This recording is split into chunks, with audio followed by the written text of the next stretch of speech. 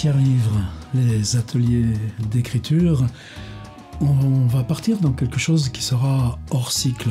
On en avait déjà parlé il y a quelques semaines quand on avait fait un exercice sur la réécriture, le retravail, où on était parti de comment Jean Echenoz raconte comment il recopie, en tout cas à l'époque, imprimait le fichier de ce qu'il avait écrit, et puis gommait ou détruisait les versions précédentes pour s'obliger à le redactylographier. On avait fait ça, et là déjà je me dis que ce serait important régulièrement de revenir à ce qui est pour chacun la méthode, de travailler donc sur la genèse même de l'invention, et pas seulement avancer sur ce qu'on fait dans les cycles, c'est-à-dire associer une forme et un contenu de façon à débusquer, recevoir dans ses propres mains du texte qu'on ne savait pas être en soi. Et ça, bien sûr, on n'a pas fini de l'explorer. Je pense même que c'est en ce moment, là, aujourd'hui, une grande étape pour l'ensemble du site, c'est-à-dire que ce ne soit pas seulement un cycle après l'autre, comme écrire film après autobiographie, mais que pour chaque proposition d'écriture, on puisse envoyer là des transversales vers les autres cycles, et que chacune puisse s'approprier l'ensemble de la carte des différents cycles thématiques en fonction de son besoin personnel d'écriture. Et que tout ça, on retrouve ce brassement-là dans la plateforme collective de publication. Par exemple, dans la page Patreon pour chaque proposition, souvent je mets des liens. Tenez, allez voir cet exercice, allez voir cet exercice. Et je crois que j'ai rarement fait un des cycles là qu'on explore depuis 5 ans sans qu'à un moment donné, dans Outils du roman, par exemple, je pense, ou Recherche sur la nouvelle, il n'y ait pas, comme ça, une piste un petit peu comme un périscope. On lève la tête au-dessus de nos textes, et puis on se dit, mais vers où ça peut aller ? Comment ça peut s'organiser ? Quelle est l'idée de livre là qui peut en surgir ? Et ce sous-ensemble, c'est-à-dire ce moment où on peut s'éloigner ou tenir un petit peu à distance les textes pour s'interroger seulement sur qu'est-ce que ça nous définit comme utopie de livre ? Qu'est-ce que ça nous définit comme projet ? Et c'est toujours fragile, bancal, douteux, le début d'une intuition, d'un projet. Mais si ça ne nous appartient qu'à nous, c'est là où il y a l'impératif d'y aller, de continuer, et que donc on s'y obstine, même si sans rien savoir d'où ça nous emmène. Donc une sorte de sous-ensemble qui pour l'instant traversait de façon diffuse l'ensemble des cycles, et je crois que c'est bien si de façon régulière, on y revient et on le pose comme une catégorie à part. Alors là, j'ai appelé ça labo, peut-être on en changera. J'ai pas trouvé mieux. Alors quoi dans le labo aujourd'hui ? C'est parti d'un échange, là, dans le plaisir qu'il y a, justement, pas être simplement dans la verticalité d'un atelier en ligne, mais ces échanges Zoom, là, où on a les retours, on regarde les textes. Et bon, c'est bien ce que tu nous fais là, explorer tout ça. Mais la phrase, presque textuellement, c'est-à-dire, mais moi, j'ai besoin de savoir quelle histoire je peux raconter. Comment je peux trouver des idées d'histoire. Et là, c'est vrai que pour moi, c'est une discussion de fond, centrale. J'ai répondu en disant que j'ai toujours eu l'impression, pour ce qui me concerne, moi, que la question narrative, c'est-à-dire la linéarité du livre, ce qui fait histoire, l'histoire pour moi est rétrospective. C'est l'avancée où on est dans le livre qui fait que pour le lecteur, ça devient histoire. Et dans tous les livres qui me hantent, c'est précisément un petit peu la distance, cette linéarité, ces interstices, ces fantômes, c'est, comme on dit en cinéma, que la force d'un plan, c'est la frustration qu'il crée. Bon, ce genre d'accumulation, mais alors, c'est quoi ? C'est presque une banalité sur quoi on tombe. C'est-à-dire que la seule histoire qui compte, c'est l'aventure d'écrire. et que c'est parce que cette aventure d'écrire s'écrit dans le livre que nous, on a le sentiment d'avancer aussi, et donc que c'est histoire. Alors, ça c'est peut-être mon versant de la littérature, surtout pas la prétention de l'imposer, et surtout, ça ne dispense en rien, bien, si on travaille, de mettre les choses plus posément, c'est-à-dire, ben oui, la question de l'histoire. Ensuite, il y avait même un autre mot là qui est venu, le mot intrigue, qui moi aussi avec lequel j'ai encore plus de réticence, mais chacun trouve son point de nécessité, son point d'obéissance dans le travail de la langue. Et donc, aucun problème, parce que même en plein cycle, il n'y a pas de problème, ils nous attendent tous les cycles. Le cycle sur la nouvelle, le cycle sur les personnages, celui qu'on a ouvert sur écrire film. Toutes ces choses-là, petit à petit, ça dessine une grande carte. Toujours revenir au principal. L'intuition, et comment reconnaître dans sa propre intuition ce qui serait une sente fragile vers le livre. Alors ça se travaille en atelier d'écriture. Oui, moi ça par contre, j'ai toujours été dans cette vue-là. C'est-à-dire que l'atelier d'écriture, il y a la technique américaine, puis on l'a exploré aussi dans ce cycle, par exemple, Outils du roman. C'est-à-dire qu'on prend ce passage-là, ou ces 3-4 feuillets qui viennent de s'écrire, et puis comment on les réécrit, comment on le travaille, comment elles définissent déjà à partir d'elles des processus d'expansion. Et ça, cette question de l'expansion, on l'a travaillé aussi avec le son de choses de Claude Simon. Et la question aussi de l'écriture, ce qui se règle dans le premier jet, dans l'avancée, dans la possibilité de se lancer, c'est à travailler sur ce qu'il y a en amont même de la prise d'écriture. La lecture, les notes, le mental.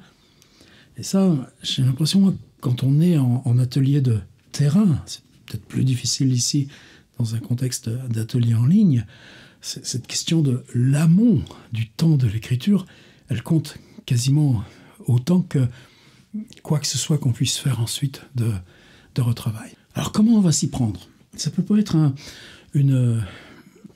juste un one-shot, quelque chose d'isolé, et puis au revoir, et puis on y reviendra. Là, je vois au moins 2 séances hebdo sur cette question. La première, j'ai pris H.P. Lovecraft. Alors, vous savez que j'utilise jamais mon propre travail dans mes ateliers.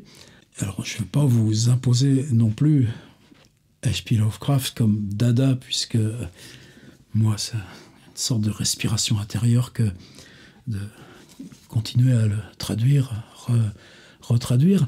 Mais comme Kafka, comme Proust, etc., il y a cet auteur-là, quoi qu'on pense du bonhomme, le côté Louis-Ferdinand Céline des contradictions qui joue là, c'est pas la question. C'est que précisément, Lovecraft n'a jamais publié de livre. Par contre, il travaillait dans les magazines. Maupassant, c'était un petit peu... C'est la même chose, il y a beaucoup de Maupassant dans Lovecraft. Mais c'est aussi son chemin d'accès à l'écriture. C'est quelqu'un qui a une phase dépressive vers ses 19, 26 ans, après, jusqu'au décès de sa mère. Et en gros, quelqu'un dont l'intérêt, la première approche de l'écriture, c'est les sciences, c'est l'astronomie, c'est la philosophie des sciences. Pensez, c'est juste après Einstein qu'il travaille. Et c'est ce qui le mène à cette association, c'est une organisation totalement délocalisée, qui est l'Union des journalistes amateurs, ou Association des journalistes amateurs. Lui, il est intégré à l'équipe de Boston, il va prendre des responsabilités, il y a des publications, il va devenir pendant plusieurs années le rédacteur en chef là, de leur organe de Boston. C'est là où petit à petit, donc, des articles de vulgarisation, des articles qui sont ensuite des comptes rendus littéraires, sur Dunsany par exemple, grande source du fantastique pour lui. Et puis petit à petit, est-ce que tu as fait tes classes dans l'art du récit, H.P. Lovecraft? Non. Eh bien, ça n'empêche pas de faire une suite d'articles qui sont comment écrire une histoire, comment bâtir un scénario, une liste de sujets pour ceux qui veulent écrire des histoires. Alors on est là en 1925, mais je ne vais pas chercher, on n'a pas besoin, nous, là, pour le creative writing, de s'inventer des fondateurs, des ancêtres, etc. Bon, c'est plus tardif, les années 50, 70, mais quand même, cette idée qu'on peut parler de la fabrique narrative, eh bien, dans là, toute cette galaxie d'auteurs, ça y correspondait avec Clark Ashton Smith en Californie, avec Samuel Loveman qui était c'est quoi ce patelin à Cleveland dans l'Ohio, avec August Derleth qui est à Madison dans le Wisconsin, avec Robert Howard qui est dans le Texas. Tout ce monde se croise par ces publications, magazines interposés, et dans ces magazines et dans ces organes de publication amateurs, eh bien, on parle du comment écrire. Et là, s'ouvre un espace que l'image ou le fétichisme de l'écrivain construit en France au XIXe siècle a un petit peu bloqué un peu la porte à cet espace, à un espace aussi direct. Alors, des écrivains pour qui on a accès au carnet, au journal de travail, évidemment, il n'y a pas que Lovecraft. Pensez au journal de Kafka, par exemple. Mais la spécificité du journal de Kafka, c'est que ce n'est pas des idées d'histoire. Lui, il rentre dans l'histoire. Si ça bloque au bout de 3 lignes, bah c'est comme ça. Et puis on fera une variante, etc., etc. Mais il y a une façon de Kafka de partir dans l'écriture plutôt que de se donner des idées pour écrire. On a, par exemple, pour Charles Dickens, on a pour Dostoïevski, on a pour Coltès aussi. Par contre, ces pages de carnet qui sont les histoires possibles, le chemin qu'on pourrait prendre pour aller vers un livre en tant qu'objet extérieur, et il y a besoin de l'empoigner pour savoir ce qu'il y a dedans. Pour moi, le grand référent là, par exemple, c'est les carnets de Henry James. James, c'est une œuvre prolifique, avec évidemment des très grands romans, avec des nouvelles qui sont des sommets aussi, justement. Pensez à la leçon du maître, à l'image dans le tapis, au papier de Aspern's Paper, les papiers d'Aspern, cette histoire à Venise, là où un jeune auteur vient essayer de subtiliser les archives d'un auteur respecté qui vient de mourir. Bon, on a une édition, c'est la de Noël, que j'aime beaucoup, parce qu'on a justement le carnet de James, et je vous mets quelques pages là dans les scanners, mais où il y a le lien entre les conversations que j'ai entendues dans la journée, les scènes que j'ai aperçues, et puis qu'est-ce que ça pourrait faire comme récit.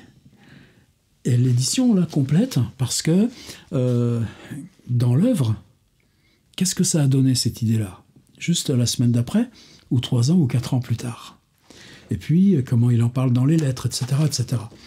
Et là, je pense qu'il y a un texte de Blanchot aussi, dans Faut pas ou la part du feu, sur ces carnets de Henry James. C'est par Blanchot que je suis venu là. Là, on a l'exemple typique d'une réflexion continue qui est de regarder autour de soi en se disant qu'est-ce que ça peut m'induire comme projet d'histoire, mais c'est aussi quand je lis ça dans un livre. Qu'est-ce que le livre n'explore pas? Comment je pourrais reprendre cette même chose et me l'approprier de façon à ce que moi, dans une lucarne plus petite, mais au même endroit, je traverse et j'aille plus loin. Et là, on commence à être dans ce que je voulais vous proposer aujourd'hui. Alors, je prends beaucoup de précautions. Pourquoi? Pour mon Lovecraft, on a plusieurs ensembles. Le Commonplace Book, c'était un petit carnet qu'il avait bricolé, cousu lui-même, mais qui est aussi un tout petit peu plus grand que ça, mais quasiment pas. Alors, je vous mets une photo ici. C'est un calepin qu'il a tenu de 1919 à 1934, 15 ans d'affilée, et qui regroupe un peu plus de 200 projets d'histoire. Et ces projets d'histoire, à 50 ou 70%, viennent de lectures qu'il a eues. C'est-à-dire une idée qui vient pendant que tu lis le fantastique.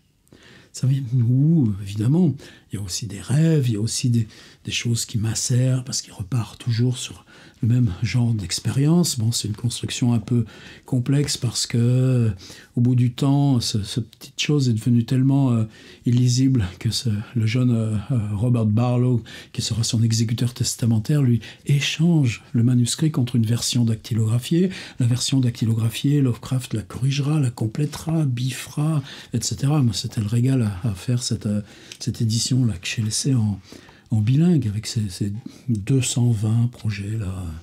Des feux d'origines inconnues vus sur les collines la nuit. Juste une image.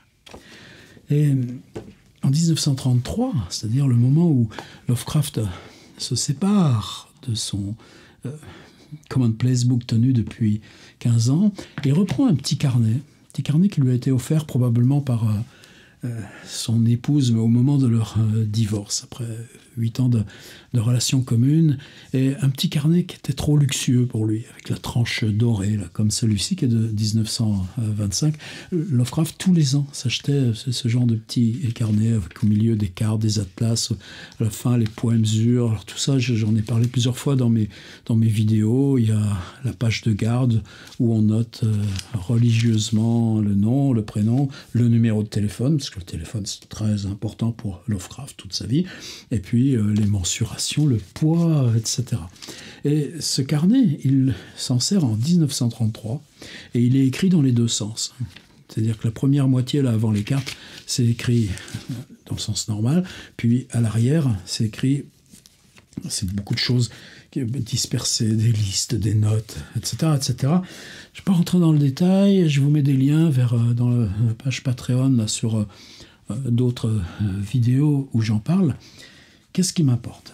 Donc en 1933, de façon volontaire, parce qu'il est là lui-même dans une phase où il est entre deux récits, entre deux histoires, qui cherche à aller plus loin. Il n'a aucune idée que dans 3 ans, il y aura ce cancer de l'intestin grêle qui va l'embarquer en quelques mois, à 46 ans, le même âge que Baudelaire.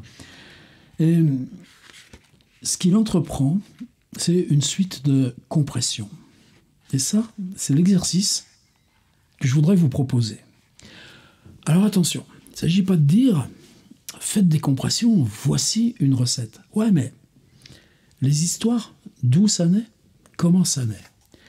Eh bien, lui, à un moment donné, dans ce moment-là, se dit « je vais faire plus loin, différemment que dans mon petit calepin que j'avais appelé...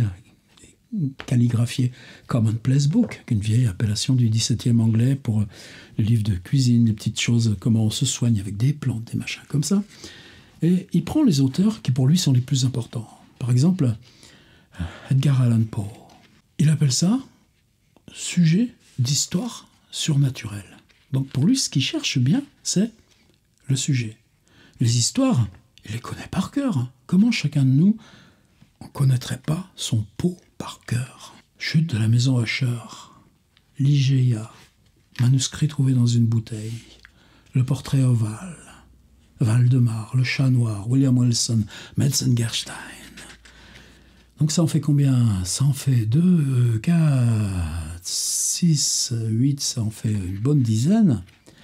Et puis, qu'est-ce qui est important? C'est que dans son petit calepin, dans son écriture serrée, le portrait ovale, eh bien, il le fait en 4 lignes. Alors ça aussi, vous allez me dire, c'est une maladie de l'époque. Ma thèse en 3 minutes. Fais ton pitch. C'est quoi ton pitch? Dès qu'on travaille pour la télé ou ces machins-là, c'est l'horreur. Ou la page 4 de couverture du livre. Tiens, ça aussi, ce serait une piste de travail. Mais vous inquiétez pas, il y en aura d'autres. Là, aujourd'hui, je voudrais qu'on utilise celle de H.P. Lovecraft.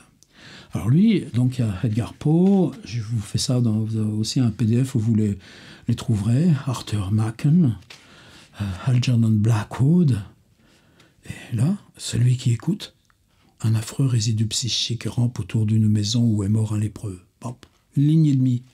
Bah ouais, mais la nouvelle de Blackwood, celle-ci, elle fait 15 pages. C'était à peu près le format de la publication au magazine. Walter de la Mare, Montague Rhodes James, moins connu, mais qu'est-ce que je l'adore, moi. Il y a Ambrose Bierce, il y en a d'autres, il y a Dunsany, etc. Quelquefois, plus il avance, plus il a du mal. C'est-à-dire, quelquefois, il en fait, ça fait 2 pages, c'est plus du tout une compression, comme il dit. Alors, j'arrête pas de faire des marches arrière. Est-ce que c'est une idée qui aurait une validité absolue? Une sorte de supériorité d'indépendance? Non, pas du tout. Prenez par exemple quelqu'un qui m'apporte aussi formidablement, décédé il y a 3 ans, Antoine Aymaz. Antoine laisse 160 cahiers. Ces cahiers, on en a plusieurs. Là encore, ils sont dans les PDF joints là, sur le Patreon. Le premier s'appelait Lichen. Après, moi, je lui avais demandé justement si on ne pouvait pas aller plus loin. Donc, il m'avait donné au seuil. On avait publié Cambouis. Et puis, chez Publinet, que j'avais fondé, on avait fait Cuisine, ou peut-être dans l'ordre inverse, mais enfin, en tout cas, Antoine écrivait tout le temps. Ça parle de Saint-Simon, ça parle de lecture, c'est des citations. C'est une écriture presque massive. Mais à partir de ces cahiers, se fait comme on prend à la pipette, comme on prend une espèce de rétractation. Et on est quasiment dans le chemin inverse de Lovecraft. Chez Lovecraft, on prend des nouvelles de Edgar Allan Poe, on les condense en 3, 4 ou 5 lignes, et là, on a cette espèce de noyau, comme il est séparé, une espèce de petite cellule embryonnaire qu'on a retirée de la magie, la force poétique d'Edgar Poe. Et puis, cette toute petite goutte-là, si on le laisse dans une autre solution et qu'on y met soi-même son contenu, ses images, ses voyages, les visages qu'on a à l'intérieur de soi, les rêves qu'on a, eh bien cette même petite structure embryonnaire, elle n'appartient plus à Edgar Poe et elle vous a permis de faire cristalliser ou de simplement catalyser votre propre histoire. Donc, vous voyez, c'est une sorte de médiation où il ne s'agit pas d'influence, ni de décalque, ni de remix ou tout ce que vous voulez. C'est un travail volontaire de schématisation, de condensation, et lorsqu'on le prend tel quel, c'est comme s'il se séparait de l'habit que lui a donné Edgar Allan Poe, ou bien Dunsany, ou Walter de la Mare, Arthur Machen et tant d'autres. Et Lovecraft, là, trouve le gemme qui peut lui appartenir en bonne légalité, s'en fiche de ce mot-là. Pour Antoine Aymaz, c'est le contraire. L'expérience de vivre est une expérience d'écrire, et puis, dans cette masse, vous allez vous saisir de petites fissures, de petites failles, de tournures qui vont donner l'économie minimum du poème, mais vont donner la densité à ce travail de cahier. Donc il n'y a pas de hiérarchie de valeur entre Lovecraft et Antoine Aymaz. Il ne faut pas donner plus de poids que ça à ce que je dis.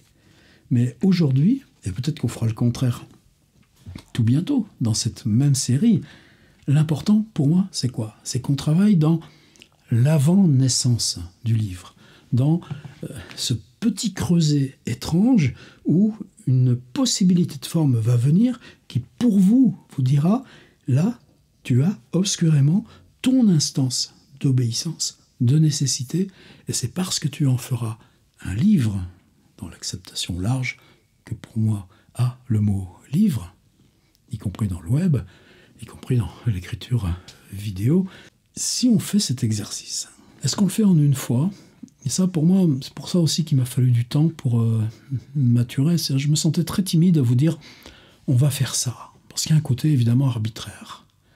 Mais ce côté arbitraire, justement, c'est peut-être ça qui participe de ce même arbitraire-là de la question.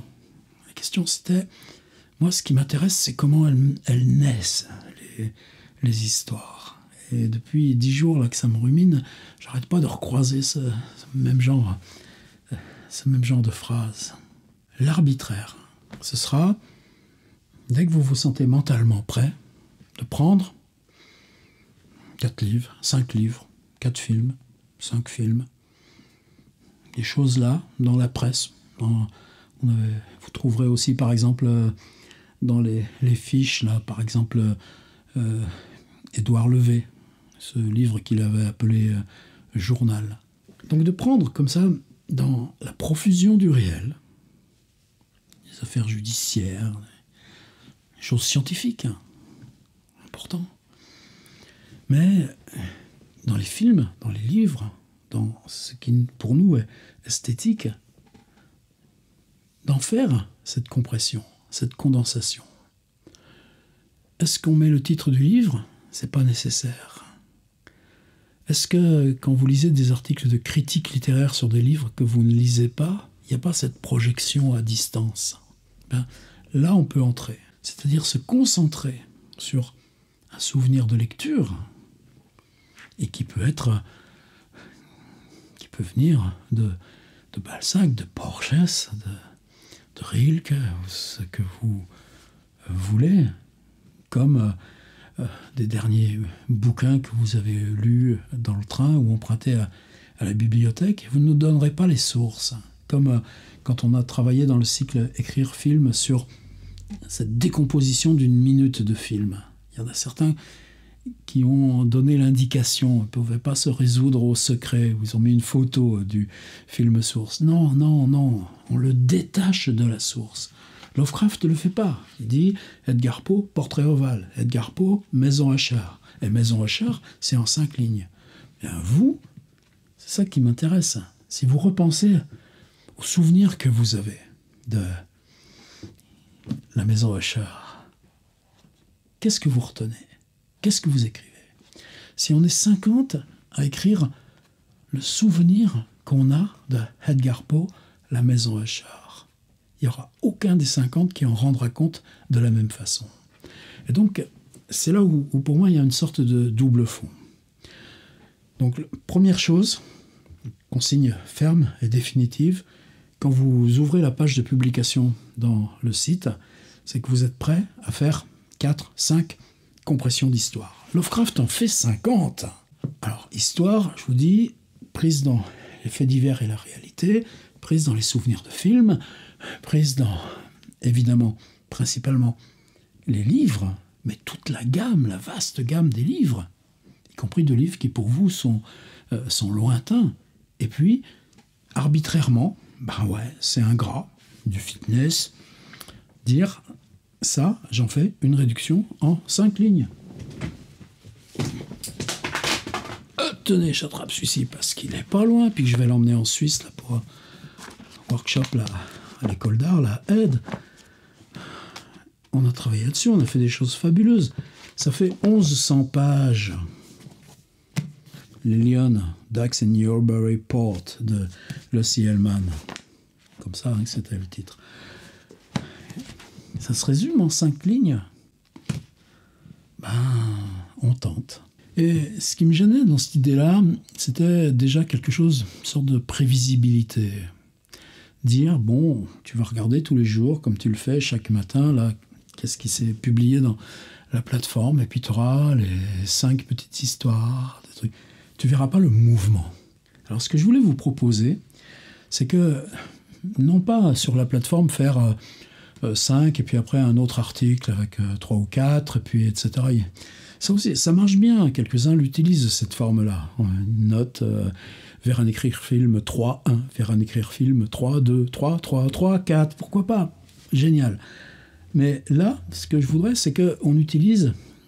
Vous faites un article avec 4 ou 5 compressions. Si vous le faites sur une semaine, chaque jour, d'en rajouter une. Ou d'en rajouter 2 ou 3. C'est-à-dire que vous puissiez le faire quand on tient un carnet, c'est ça. C'est-à-dire que ça se modifie à mesure qu'on avance. Et là, pour moi, je me suis dit, oui, c'est ça qui va nous donner notre légitimité par rapport à H.P. Lovecraft. C'est en ça qu'on va faire quelque chose de différent de son propre exercice. Bon, on amorce avec 3 ou 4. Ok. À quoi tu penses quand tu penses livre, film, affaires judiciaires ou choses là, tout simple de la vie, et puis que tu en fais une compression en 4 lignes ou 5 lignes. Oui, mais si tous les jours on s'astreint à noter à laquelle autre tu as pensé, et que votre article, d'ailleurs, il ne s'agit pas même de faire des choses à la suite, vous publiez 3 ou 4, et puis en chapeau, au-dessus, vous en rajoutez, mais vous les rajoutez sur le dessus de l'article, que nous, on le lise à l'envers. Et ça, si vous le faites sur 7 jours. Vous savez, on avait déjà travaillé une fois comme ça, à partir du journal de Kafka, faire une notation quotidienne. J'ai envie d'y revenir. Donc ça, c'est ce que je vous propose cette semaine sur l'idée « Comment naissent les histoires ?» Eh bien, solution simple.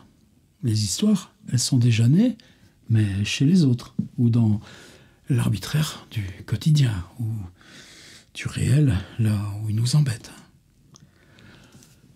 Mais si on en prend, là, le petit germe de complexité, ça peut venir de la tragédie grecque, tout aussi bien, et que ce petit germe-là, on en fasse une compression, ce sale mot de pitch à la mode, mais qu'on en fasse ce que fait H.P. Lovecraft.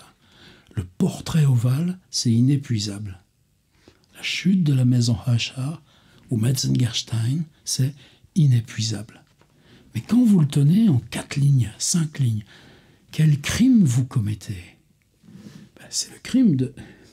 En même temps qui est la plus belle fidélité, la plus belle amitié. C'est-à-dire à Edgar Poe, je reprends ce que j'entends là du secret de la chute de la maison Usher et je l'installe dans mon univers. Mais moi, ce que je souhaite, ou ce que j'attends, ou ce qui me... ou si je me dis pourquoi ça vaut le coup qu'on fasse ça, puisque là, il ne s'agit plus de H.P. Lovecraft. Je vous ai dit, Antoine Emas fait systématiquement le contraire chez Henry James, et on y reviendra. C'est aussi de façon différente qu'on procède. Et puis, j'ai déjà en tête le renversement qu'on va faire à partir de cette masse brute, là, d'ici une semaine. Mais il est trop tôt pour que j'en parle. Est-ce qu'il s'agit de démonstration?